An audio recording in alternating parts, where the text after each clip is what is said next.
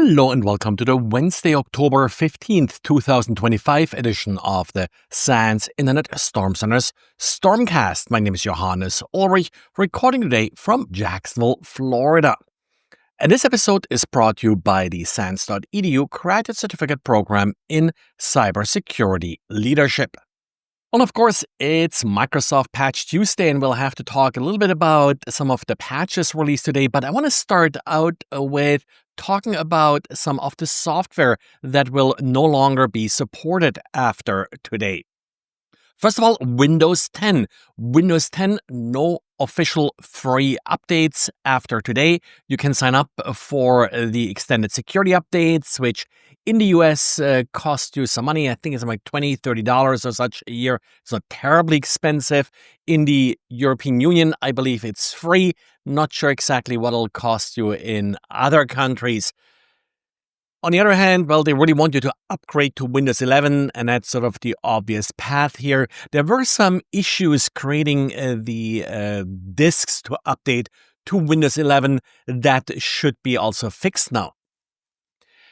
Office 2016, 2019, also no more updates after today. Microsoft's goal here is to get you to sign up for Office 365, but if you insist in having your own copy of Office, there is still Office 2024 available, and that's also an extended update release, so you should get updates for quite a few years to come. Exchange Server 2016, 2019, no more updates after today. Here you have the Exchange Server subscription edition to use for those who still need the Exchange Server on-premise. And last time I pointed out that Microsoft really wants you to move away from that. Well, there are actually still some reasons why you need Exchange Server on-premise, and for those people, Exchange Server Subscription Edition, and as the name implies, you are now signed up for an annual subscription with that version. And of course, for your sort of external email needs, you probably just want to go with the cloud solution again here and no longer maintain anything on-premise if you can help it, at least nothing that's sort of exposed to the outside. So these are the big software packs that are no longer supported. Other than that, there were 157 different vulnerabilities that I counted. Now, you may see different counts around here. What I noticed in this particular update, there were a lot of Azure vulnerabilities. I don't count them since there's nothing really you need or have to do for these particular vulnerabilities. Also, some sort of in third-party open source software were included sort of in the vulnerability feed here by Microsoft. So I focused on really the ones that, are Microsoft's own software. And here, sort of interesting, we got some Copilot spoofing vulnerabilities that are rated as critical. And that's, of course, with Copilot becoming a bigger and bigger part, definitely something that you should consider here. Also, the Microsoft 365 Copilot, also a critical spoofing vulnerability here for this software.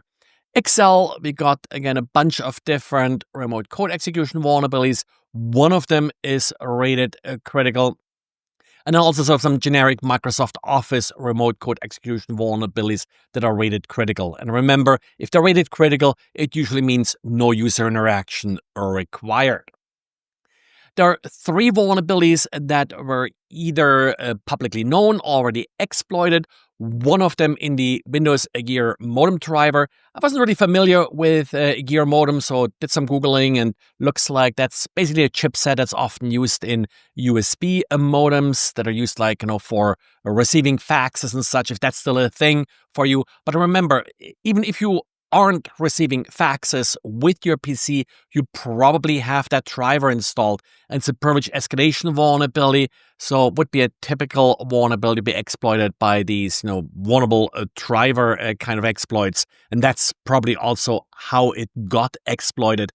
The other vulnerability in this category is a Windows Remote Access Connection Manager vulnerability.